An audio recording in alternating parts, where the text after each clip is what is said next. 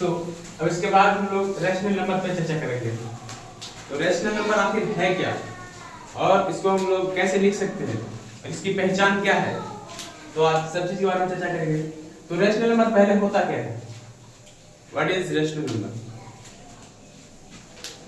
वैसी संख्या जिसको हम लोग p by q के रूप में लिख सके और q is equal to not zero हो। वैसी संख्या जिसको हम लोग p by q के रूप में लिख सके और q is equal to not zero हो। अब सबका मन में ये डाउट रह जाता है कि q is equal to not zero, इसको कैसे भाई लिखेंगे, कैसे, सब क्लियर हो जाएगा। वैसी संख्या डिफरेंशियल के हिसाब से अगर हम लोग करेंगे तो सब क्लियर हो जाएगा। वैसी संख्या जिसको हम लोग p by q के रूप में लिख सके और q is equal to not zero हो, वैसे उसे क्या कहते हैं, रैशनल नंबर कहते हैं।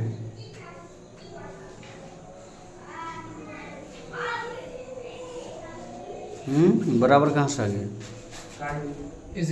इधर वाला बराबर कहाँ से आ गया?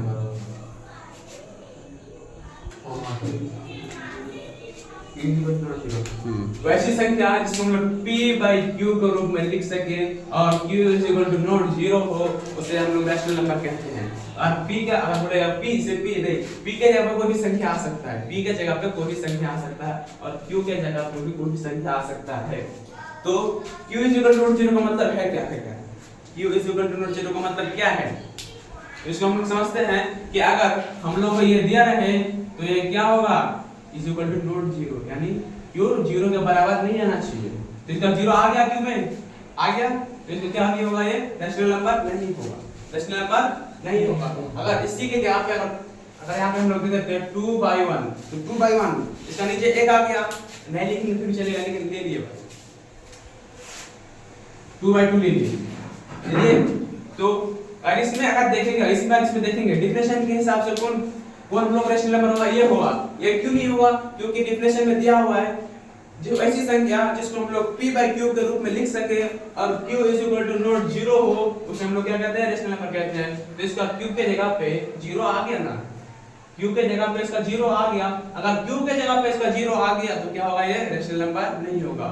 अगर फिर से हम लोग एक संख्या ले लेते हैं, इसका 5 by 0, ये भी नहीं होगा, क्यों नहीं होगा, क्योंकि q यानी नीचे q के जगह का अगर जीरो आ गया तो नहीं होगा रैशनल नंबर, अगर नहीं आया इसके नीचे जीरो को छोड़कर कोई भी संख्या आ गया तो क्या होगा, रैशनल नंबर नहीं होगा। तो ये रैशनल नंबर क्या होगा, is equal to q is equal to not zero का मतलब, तो q is equal to not zero का मतलब ये है कि कोई भी संख्या का नीचे जीरो नहीं आना चाहिए।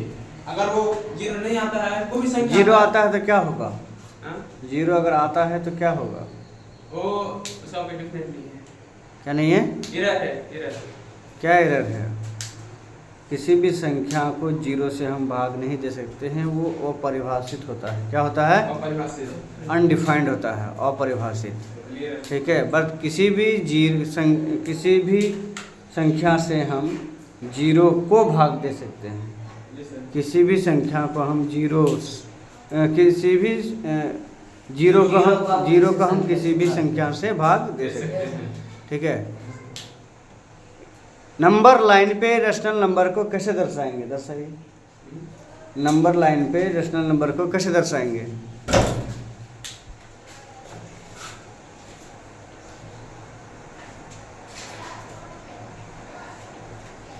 कपड़ा रखिए नहीं, हाँ